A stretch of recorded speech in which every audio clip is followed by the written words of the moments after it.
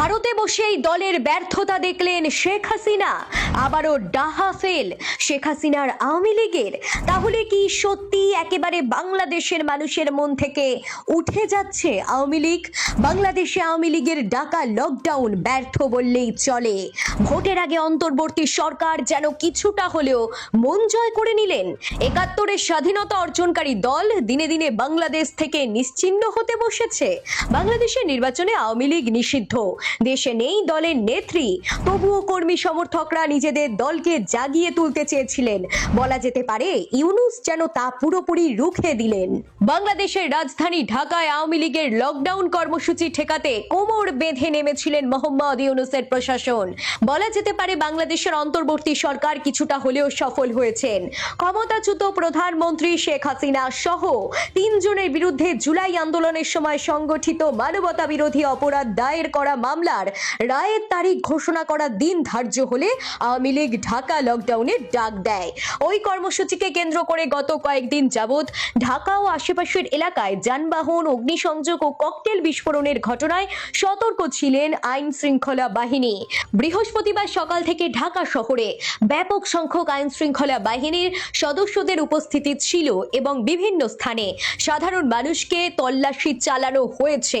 জোর কদমে কাজ করেছেন প্রশাসন। দিন শেষে দেখা যাচ্ছে মোহাম্মদ ইউনূস যেন বাংলাদেশের আওয়ামী লীগের লকডাউন ঠেকাতে সফল হলেন। গত ৩ দিন ঢাকা সহ বিভিন্ন জেলায় বাসে অগ্নিসংযোগ, ককটেল বিস্ফোরণের ঘটনার পর বুধবার থেকেই ঢাকা, নারায়ণগঞ্জ এবং গাজীপুরে বিজিবি মোতায়েন করা হয়। র্যাব, পুলিশ, বিজিবি, এপিবিএন এবং সেনা সদস্যদের সতর্ক পাহারা ছিল ঢাকার প্রতিটি গুরুত্বপূর্ণ সড়কে।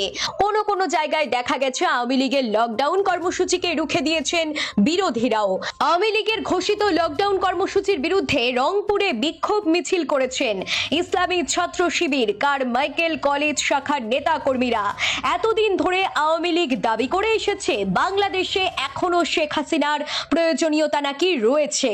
সাধারণ মানুষ শেখ হাসিনাকে চায়, কিন্তু আজকের ঘটনার পর আওয়ামী লীগের করা দাবিগুলো নিয়ে প্রশ্ন উঠছে।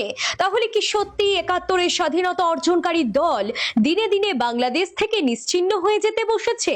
এক প্রকার কি বলাই যায় আওয়ামী লীগের এই কর্মসূচির ফলে আখেরে লাভ হলো অন্তর্বর্তী সরকারেরই?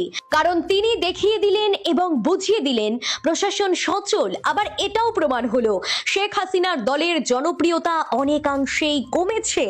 আওয়ামী লীগের কর্মসূচিকে চোরাগোপ্তা বলেও আখ্যা দিয়েছেন বিরোধীরা। অন্যদিকে গত বছরের জুলাই-আগস্ট গণ অভ্যুত্থানের সময় সংগঠিত মানবতা বিরোধী অপরাধের অভিযোগে বাংলাদেশের ক্ষমতাচ্যুত প্রধানমন্ত্রী শেখ হাসিনা সহ ৩ জনের বিরুদ্ধে করা মামলার রায়ের তারিখ ঘোষণা করা হয়েছে।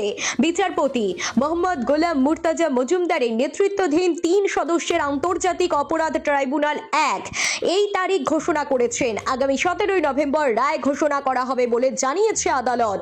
এই মামলায় শেখ হাসিনা ছাড়া বাকি ২ আসামি হলেন প্রাক্তন স্বরাষ্ট্রমন্ত্রী আসাদুজ্জামান খান এবং পুলিশের সাবেক মহাপরিদর্শক চৌধুরী আব্দুল্লাহ আল মামুন।